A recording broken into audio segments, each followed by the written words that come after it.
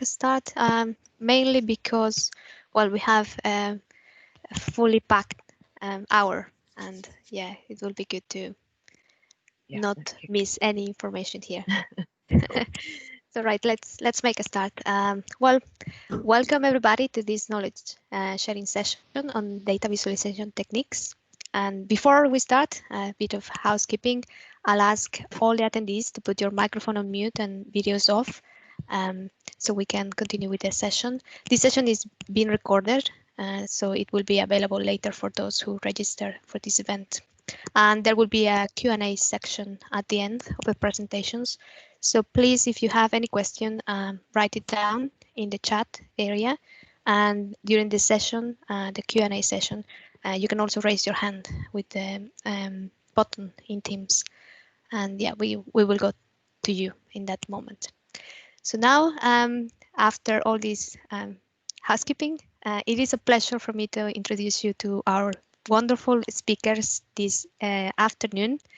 So we have 4 people presenting to us today, and I'll start with Professor Mark Jones. He is a professor in the Department of Computer Science at Swansea University. He has been an investigator on 6 EPRS-RC projects, and he has been an active member of the UK visual computing community for 25 years, including program chair of many conferences, some of the most important ones, BMBC, EG UK, in, well, 2015, 2002, and 2003. He has over 80 papers in the area of visual computing. So welcome and thank you very much. We have also Professor Jason Shee.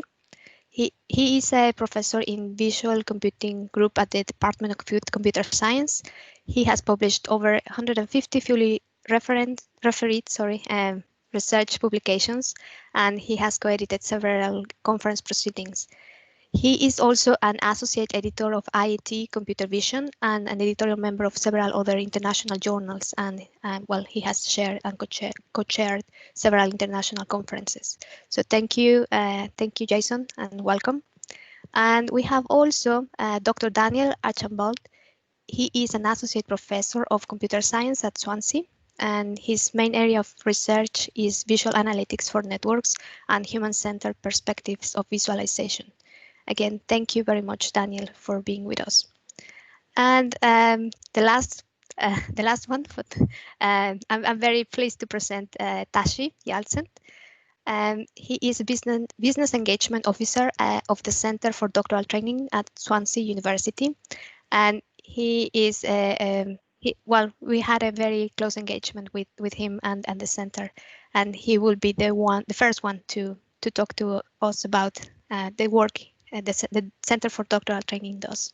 So welcome all, and I'll pass the microphone to Tashi. Thank you, Anasol. Hello, everybody. My name is Tashi.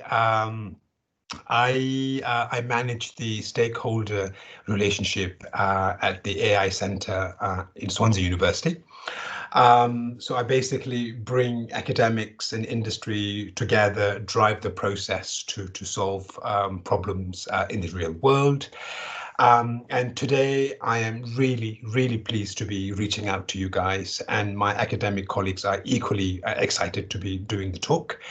Before we do the talks, I just wanted to give you 1 minute sort of presentation of what we do at the center. So bear with me, let me share this. Can you all see this at all? Yeah? Yes. Good. Yeah. So on the left is our lovely building, rather like the iconic BT Tower. Our aspiration is also to really reach out, to be the beacon of innovations, not just to Wales, not just to UK, but outside UK as well. Our vision really is to work with you, absolutely work with you to address challenges.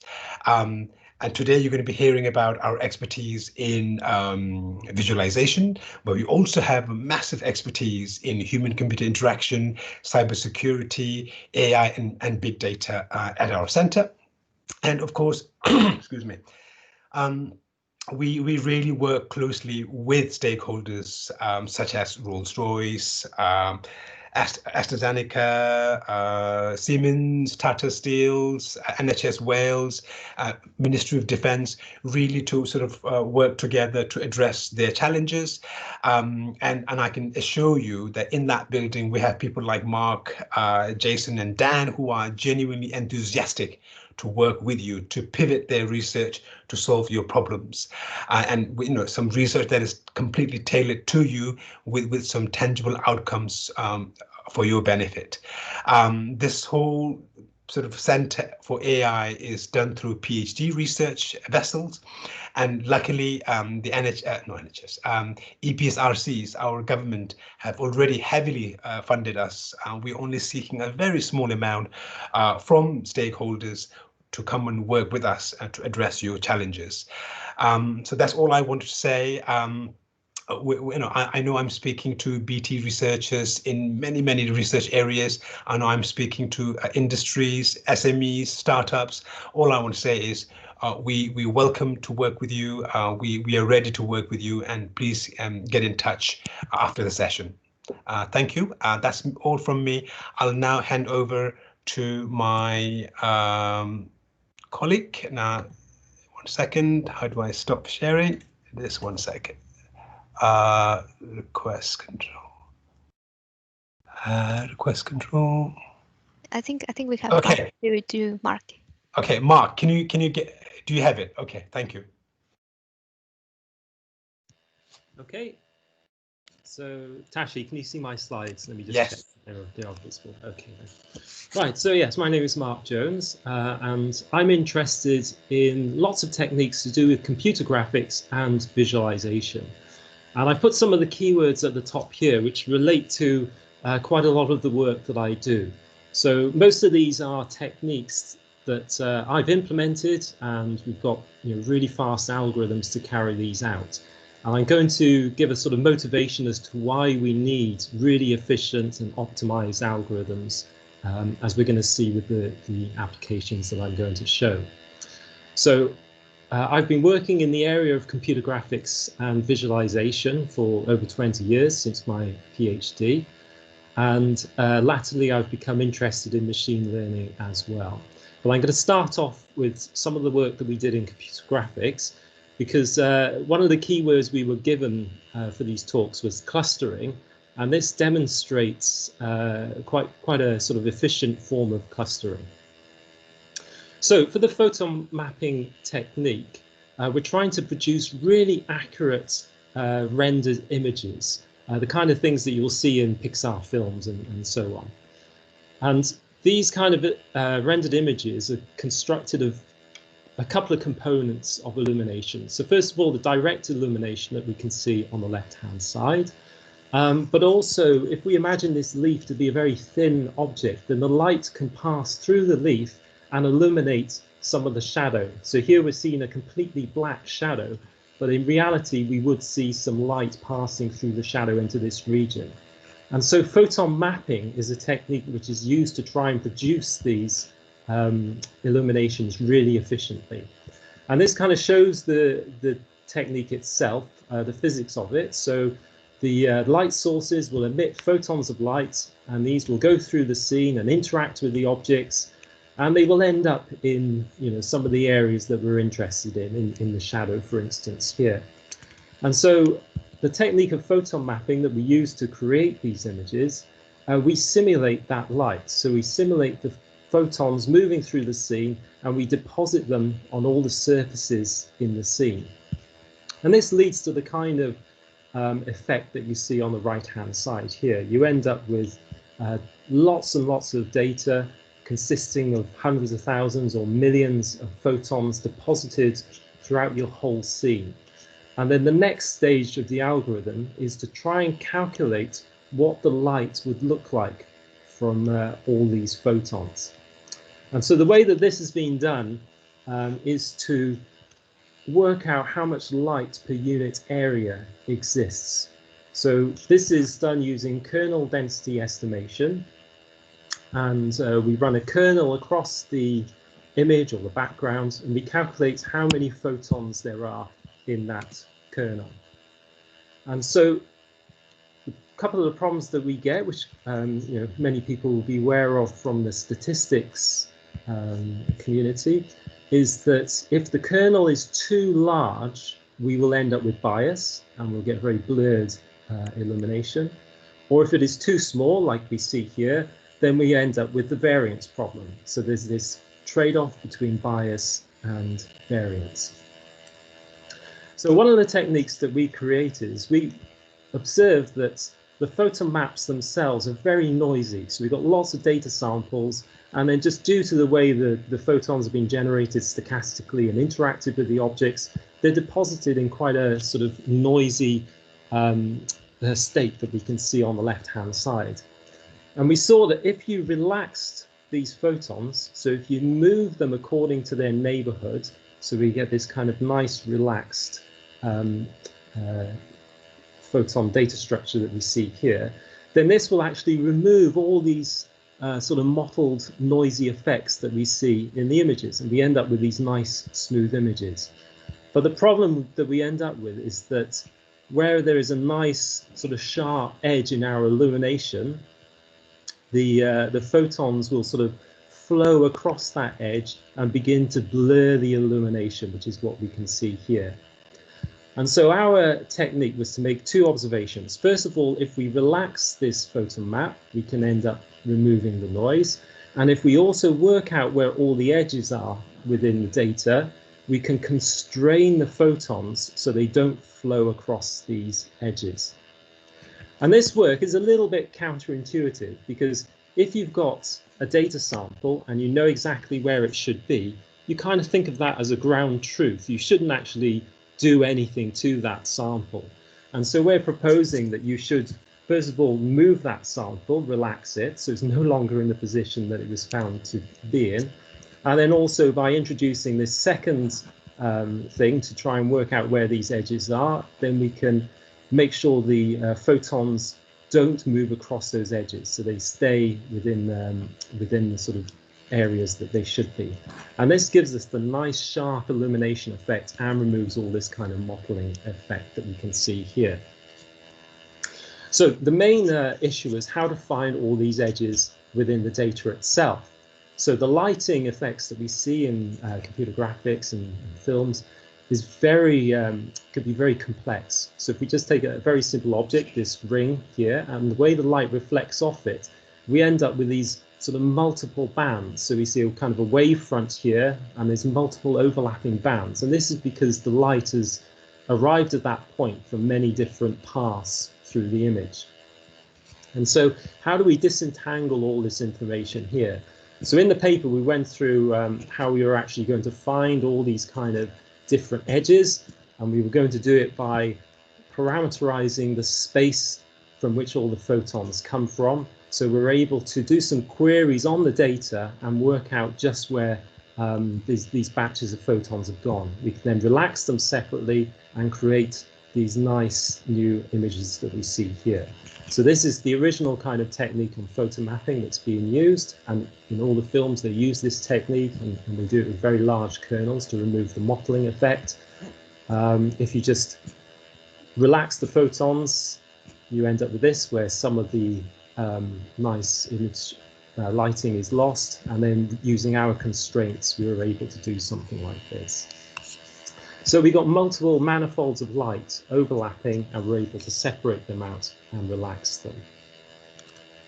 So the question is, and then, there are a few videos you can look at to see this. The question is, why would we sort of want to do this and sort of demonstrate it here?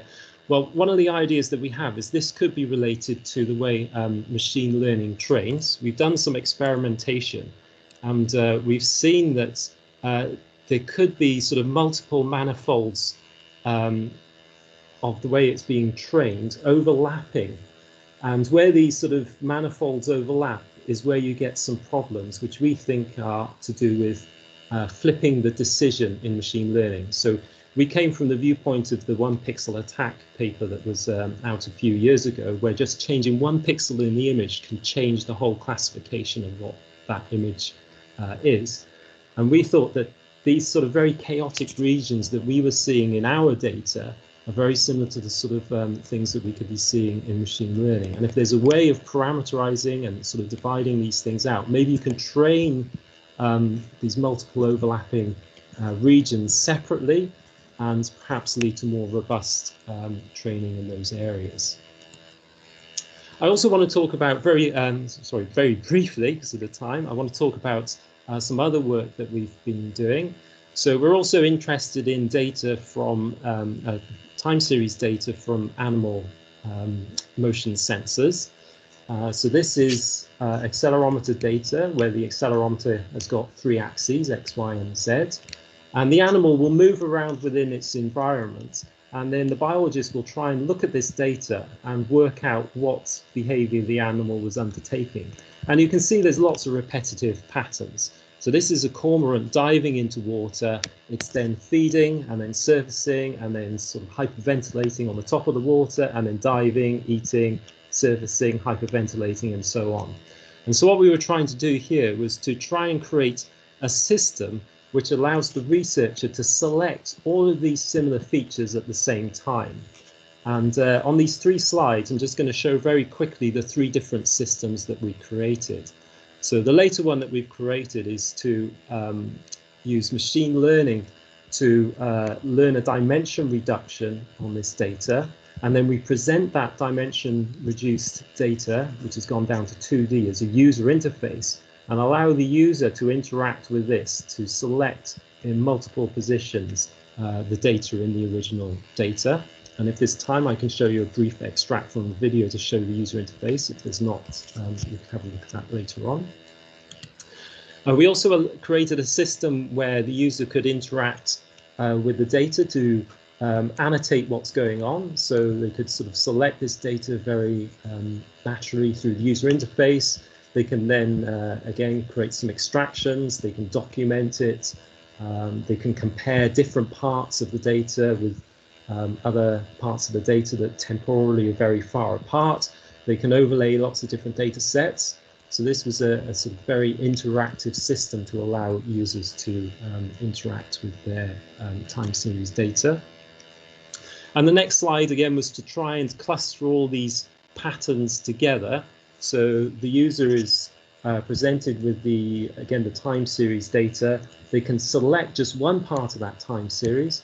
We then used cross-correlation and we transferred the algorithm to Fourier space so we could reduce its complexity. And then that allows the user to, using some thresholding, select out all the features look really similar to the one they've selected. And then if there are any sort of problems, so in here, in the video, it shows that there's some data selected which is not quite the same. They can then just sort of go and make a selection in here and delete those things. So they can kind of produce a data set which could then be used for a labeled data set which could then be used for machine learning, for instance. And then one final thing, we're just interested in compressing volume data. We've just had a paper accepted for ICPR where we've trained a sequence predictor to try and predict what voxel values that we have. And our approach has massively upped the state of the art for compression of CT data. And there we go, that's the timer up for me. Thank you.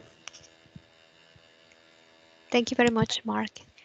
We have one question, but I'll leave that one for the questions and answer sessions. So if we can move then to the second speaker, Professor Jason Shi.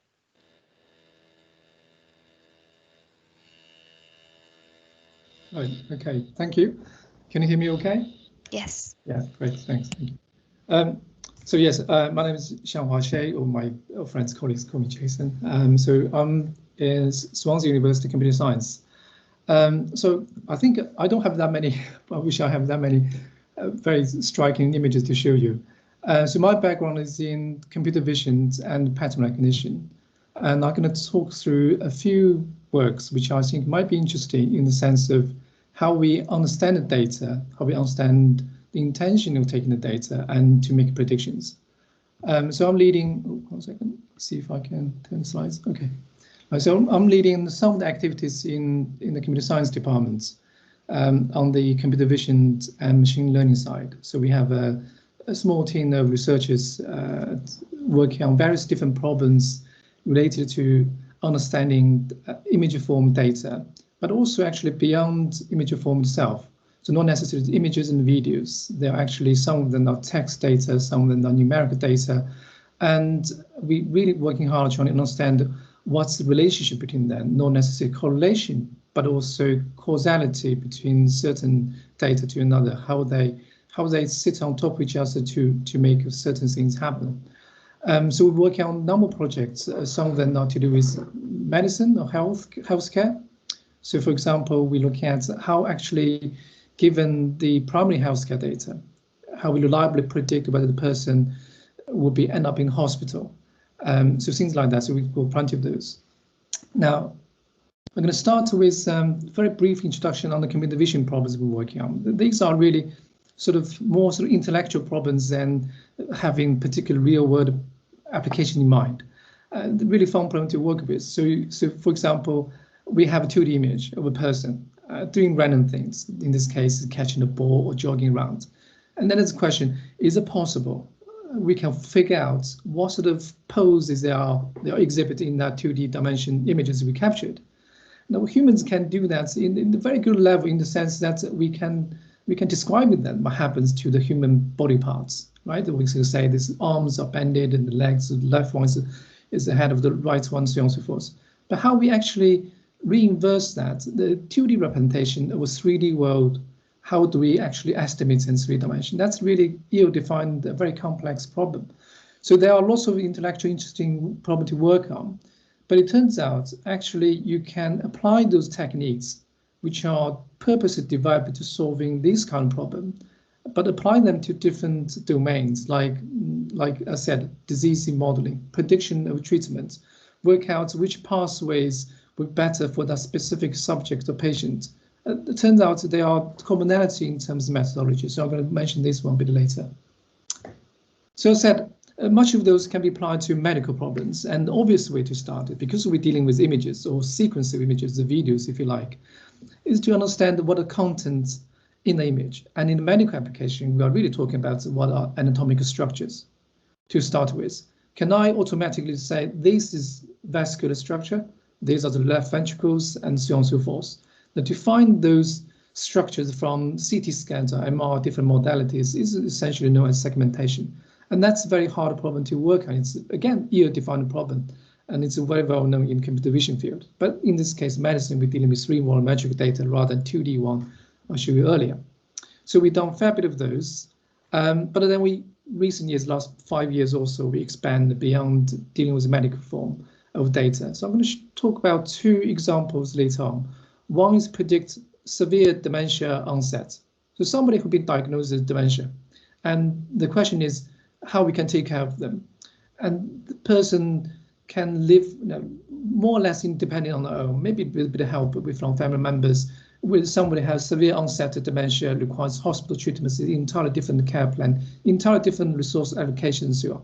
The second application I'm going to briefly talk about is in ICU intensive care unit environment. Can we actually predict the onset of sepsis? Now, there's no biomarker to tell you here's a septic shock happening. Can we actually, from data point of view, is it possible to predict 6 hours beforehand when that happens? There's huge clinical implications on that if we can predict those results. So I'm going to start with the first one. So I'll give you an introduction already in terms of the background of why we would do the dimension. Now these slides here just give you the feel how we approach the problem. You don't need to pay attention to the figures so much, but I'll start with top left. I'm not sure you can see my cursor here. So we start from here, top left, where we are fortunate to work with the Cell Data Bank, which is in Swansea University, and it has a huge amount of data in terms of primary healthcare and also hospital electronic records. We know a fair bit about what sort of patients we're looking at. To start with, we make the problem a lot simpler. Let's just make it, instead of people end up in hospital, maybe for different reasons, the treatment in the hospital, the care requirements also varies. But let's just make things easier to start with. Let's test the hypothesis whether I can predict somebody who's been diagnosed with dementia. in 6 months' time, what's likelihood that person will require hospital care? When I say hospital care, is not A&E department, it's specifically for dementia care.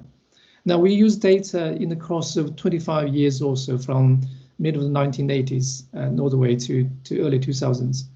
And across the whole population of the Wales population, look at all the people being diagnosed with dementia. We come up about just over 50,000. And in that, we look at the medical records. Now, we're not looking at cognitive tests, for example. These tests are specifically designed for whether you have neurological degeneration diseases.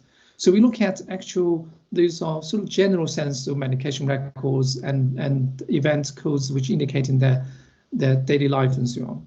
And then we're trying to predict whether that person would require institutional care. Now, so we go through the process of understanding the data. In this case, we're using ensemble of deep neural network.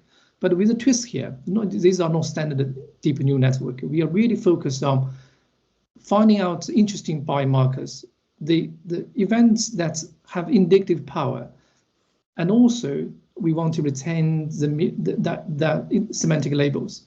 So people like clinicians, they can understand what we're trying to predict and what sort of thing we use to predict. So we did a few tricks here, mathematical tricks, to make sure that happens. So the model is deep in the sense it's complex, but at the same time it's shallow, that it can be explained. So it's explainable deep models. And in the end, very interesting, we started with over 55,000 different event codes. So each one of them could be indicator. So 55,000 of them. We'll be able to reduce them to 3 different categories, like normal diagnostic markers would use, medications that take, and third-party events.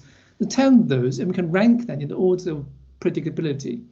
And it turns out, actually, it's working much better compared to if you use 55,000 or whatever those events we have. So we can reasonably reliably say, I have 70% reliability, 3 out of 4 chance to say you need a hospital care in 6 months of time, based on what GP records and the basic records I have with the person.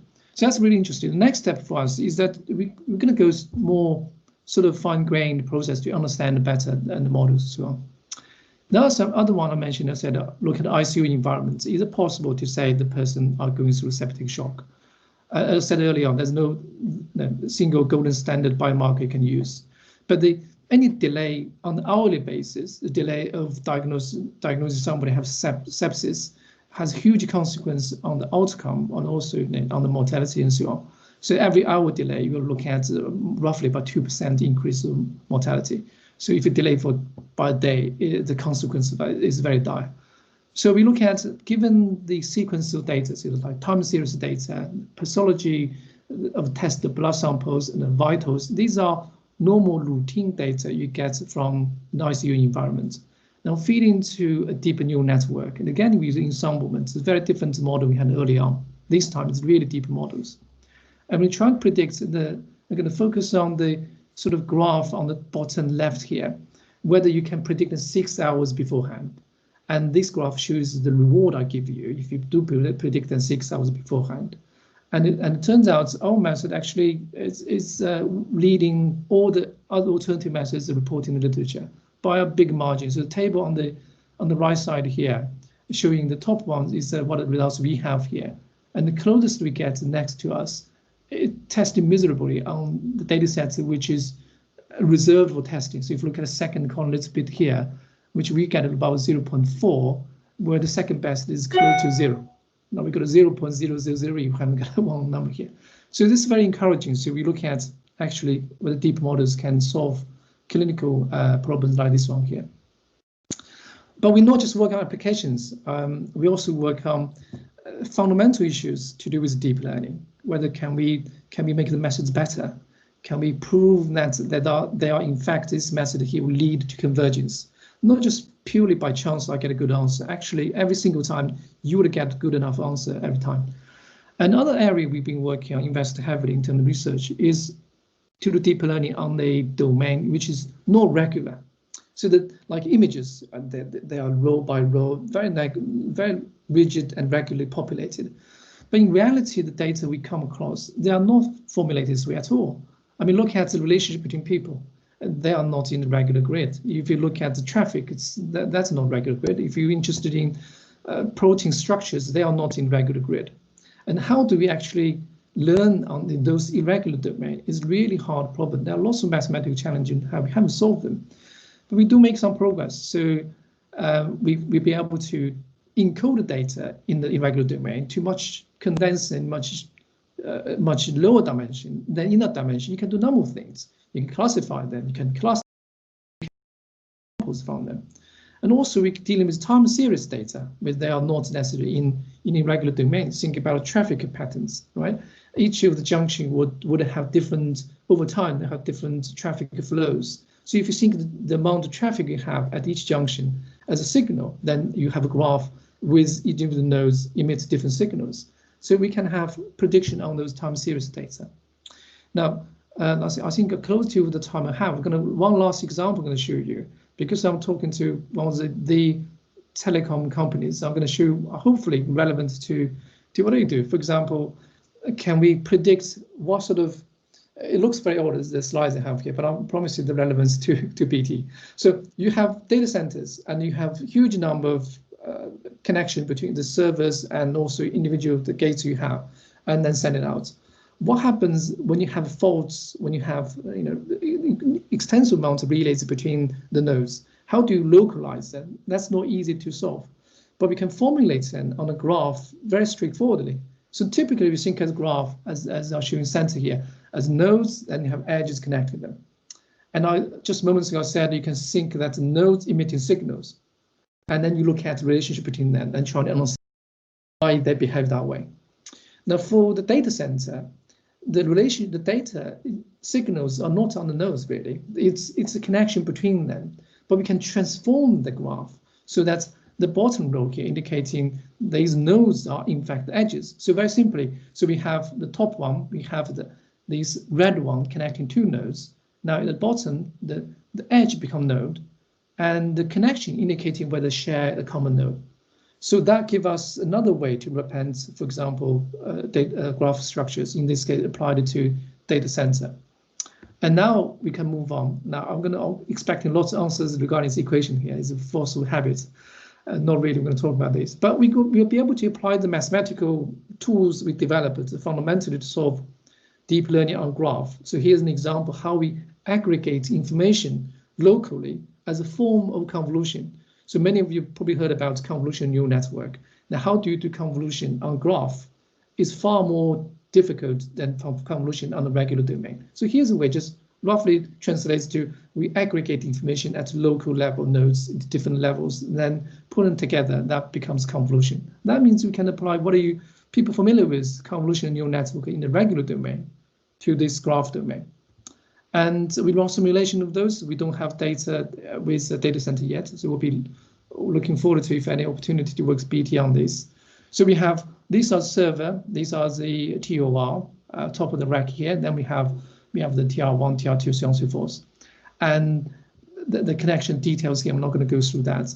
I'm going to show you an example that if I have faults developing in my data center, now that fault may be connection just one edge or few, but that translates to many follow-on pool connections among different nodes.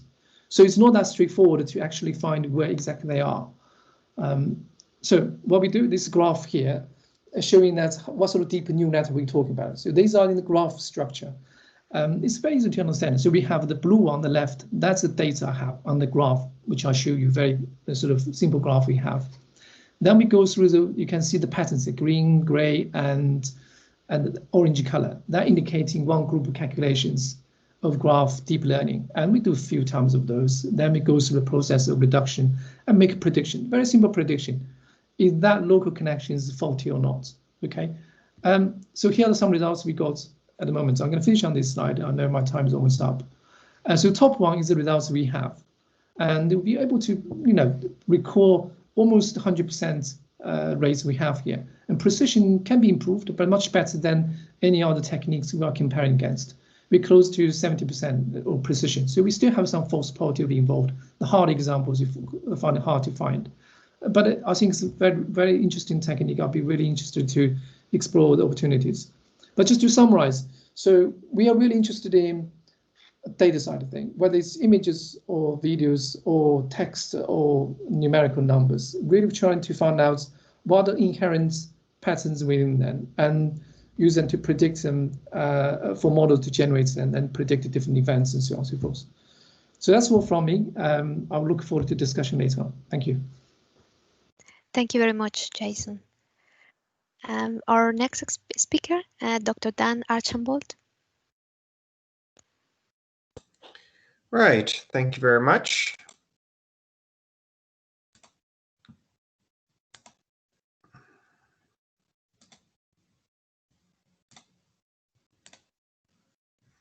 Okay, everyone can see my slides? Yes. Great, thank you. So my name is Daniel Archambault. I'm a associate professor of computer science at Swansea University. And I'll be speaking a little bit about my research area today through a few projects that have recently come out.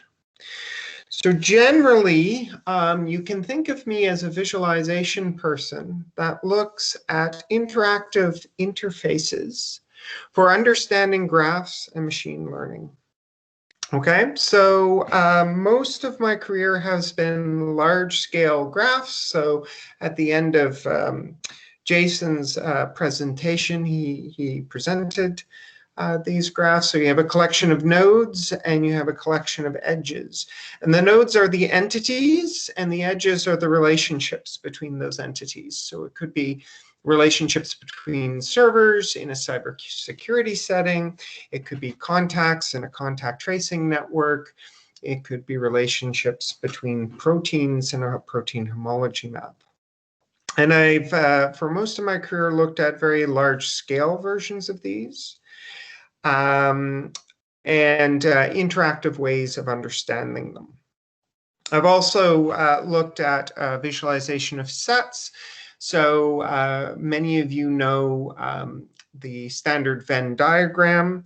If the empty parts of that Venn diagram are not represented, this is known as an Euler diagram, and I've done algorithms to try and represent these. On the other side, I'm very concerned with the human. And in particular, I have a number of human-centered experiments to try and determine the perceptual advantages and disadvantages of many of these visualization systems. I've done a fair bit of work in social media visualization and also a fair bit and also I'm starting to get into cybersecurity because a lot of these network visualizations have relevance to them. So as I mentioned, we do a fair bit of work with network visualizations. These networks can be static, i.e. the relationships and the nodes do not evolve over time, or they can be dynamic, where nodes are allowed to leave and enter the visualization. So as a result, you have things like contact tracing networks. We're currently working with the SCRC on visualizations of simulation of contact tracing networks. So the COVID pandemic, I've been quite busy on 3 funded projects in order to look at contact tracing networks and compartmental models. And this year at the IEEE Viz conference, which is the top conference in our field, I received a Best Paper Honorable Mention on a project dealing with the visualization of contact tracing networks for disease propagation in hospitals. So that's kept me busy recently. Now I'll go into some details on a few experiments. As mentioned before, one of the key words that we received upon this invitation was that clustering was quite of interest. So networks have this notion of clustering as well. It's called community finding. So what is community finding? Essentially what you're trying to do is you're trying to find locations of the network where there's a collection of nodes that share a lot of relationships with few relationships outside. So in a social network setting, this would be sort of like a clique of friends, because all of those people know each other, but they don't necessarily know the people outside of that group. Okay, and there are a bunch of algorithms to automatically detect these communities. And our question was, what would a human do looking at their data, and would the results be different from the automatic approaches? And so we designed a human-centered experiment where we had participants looking at their own Facebook graph. So the participant actually saw the names of the people, but obviously we did not store the names once they labeled the communities. We just stored them anonymously. And the person would go and they would circle groups of nodes that they felt belonged together. And then what we would do is, behind the scenes, we would run automatic algorithms which would detect groups of nodes. And we use a procedure called NMI to compare those sets. And if an algorithm behaves like a human, the value of NMI would be closer to 1. If the algorithm does not behave like a human, it would be closer to 0.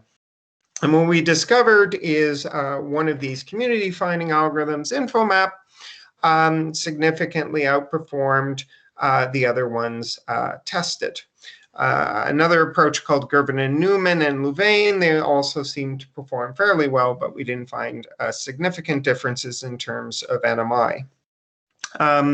One of the interesting findings of this human-centered study is that the underlying algorithms generally find too many communities, and human beings think of communities as much larger entities. And this can be taken forward when designing automatic algorithms. In the social media analysis sphere, when I was doing one of my postdocs in Ireland, we looked at English language usage on the Irish blogosphere. So in this particular case, we collected blog posts for a period of about 4 or 5 years. And then we applied text clustering to the contents of those blog posts to find different types of topics.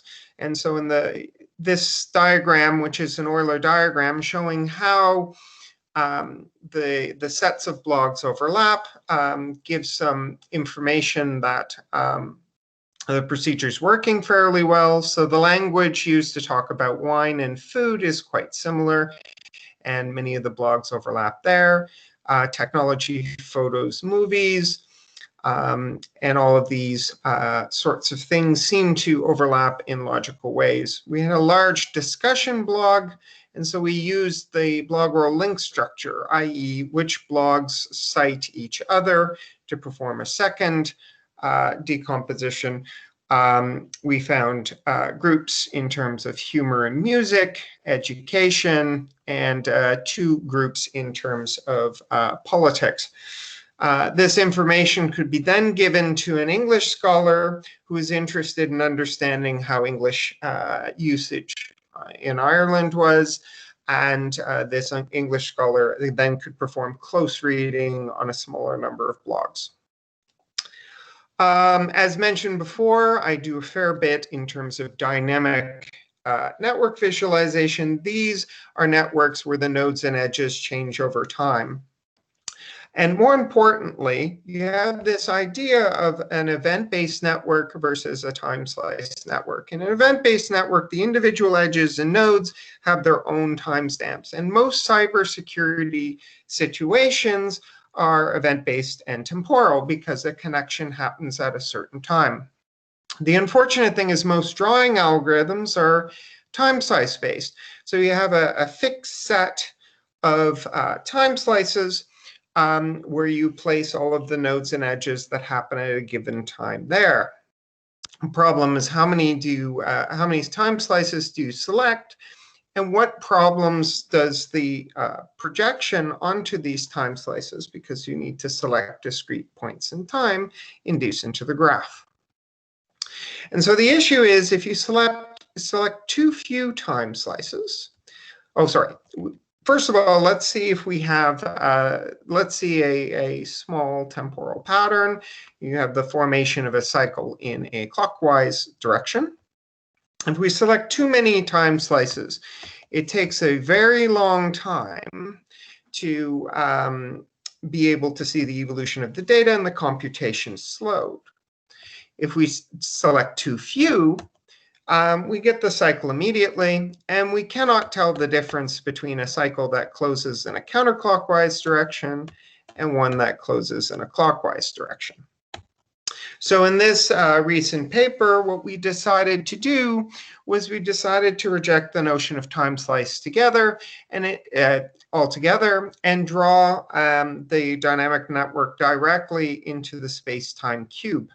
And so now you have an embedding of this temporal network where each edge is at the precise time that it appears, each node is at the precise time that it appears, and the graph evolves without time slices in this drawing. And just as a last thing, okay.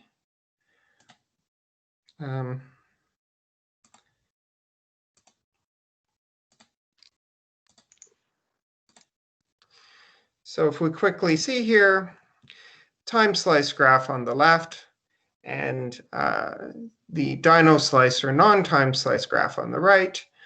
On the left, because of the time slices, geography is obscured, but in the non-time slice version, you see Ireland or the Irish rugby teams here, the Scottish ones here, Italian and Wales over on the bottom left. So thank you very much, and I will now hand over to our hosts. Thank you very much, Dan. Thank you all for very interesting presentations. I think we have a couple of questions here, and I remind all the people that if you have a question, yeah, feel free to write it down in the chat box or raise your hand. And also, if you want to follow up with any of these ideas, please feel free to contact me, and I can make the contact with the people at Swansea. Right, so I think the first one was for Mark. How much does your method of photon mapping increase the computing power requirements compared to standard methods? And can it be used in real life applications, like animating an ad or a movie? So it's used where you have complicated lighting. So it has been used in films. It was used in Tangled and Frozen and Up. So if you've watched those films, then the glowing hair in Tangled, the balloons in Up, where you've got all this light being reflected through the colourful balloons, and also the ice effects in Tangled. But the problem they have is that it takes a lot of time to render that, because you have so many photons required within the kernel. And using our approach, you can reduce the number of photons that you need significantly, so it speeds up the technique significantly.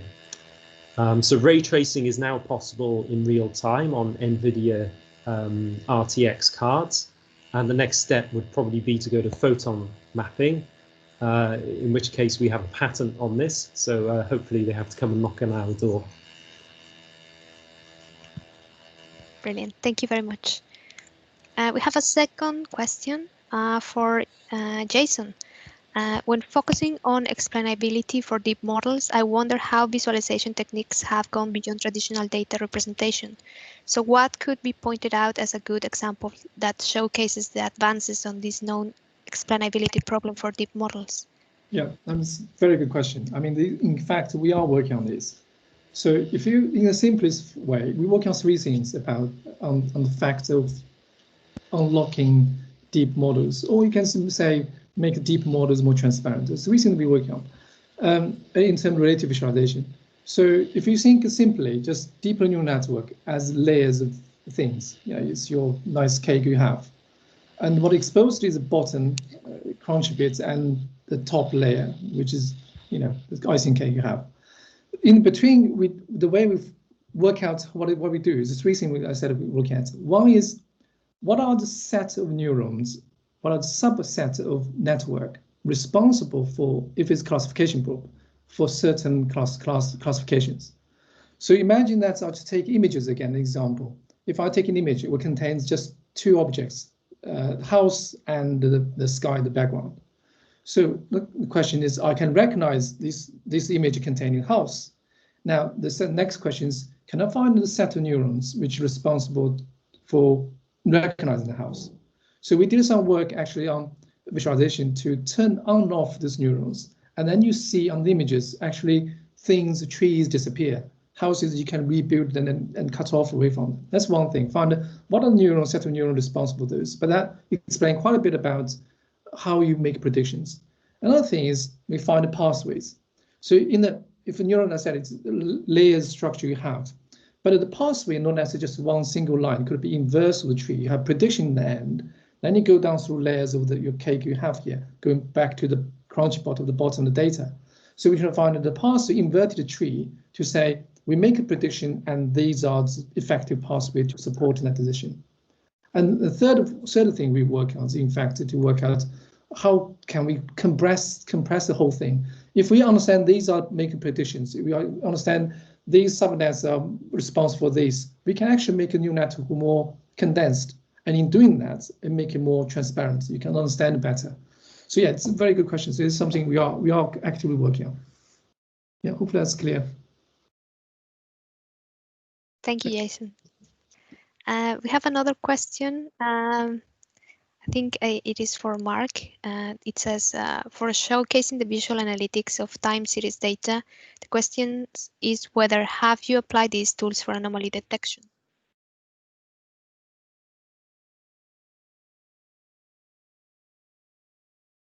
I think you are on mute, Mark.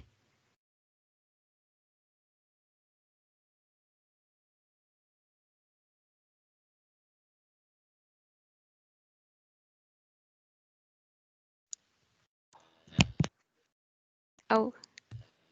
Sorry, when you share a screen, you can't get back to the interface very easily. Okay, so what I wanted to show very quickly, so this is a video I was going to show. So if you imagine you've got to label lots of data ready for machine learning, and maybe these are the anomalies that you're talking about in your time series data, then the user has to go off and do lots of interaction to label all of these things, and that's an example of them doing that in 1D. And then, yeah, so sometime later they've labeled all of those. But what I wanted to show was this technique we've reduced using dimension reduction and deep learning down to the data that you can see there in 2D. And then the user can interact with that 2D data and do multiple selections at the same time in their data. So let me just skip forwards. There's another thing to show here. Oops. Sorry, I think when you're sharing the screen, it's not so responsive. So here the user is exploring this space, and you can see how the selections move on the top side there.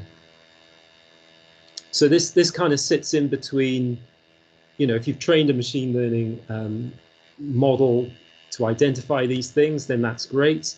But before you can train that, you have to have some labeled data. And so this kind of sits in between, where rather than having to label lots of things by hand, you could sort of, as a user, go and use your intelligence to make the selection.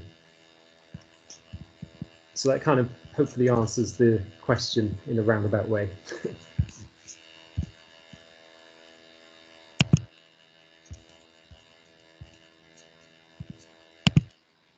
Thank you. Yes. Is there any other question from attendees? If you want to make a question, please raise your hand, or you can write it down. I think, let me check quickly. So I think we don't have any other questions. So in that case, well, I just want to thank you, all our brilliant presenters, for being with us today and for the fantastic presentations. And again, a reminder for the people to, if you'd like to contact them or know about more the work they do, please send me a message, or me or Sarah, and we will be very happy to put you in contact with them.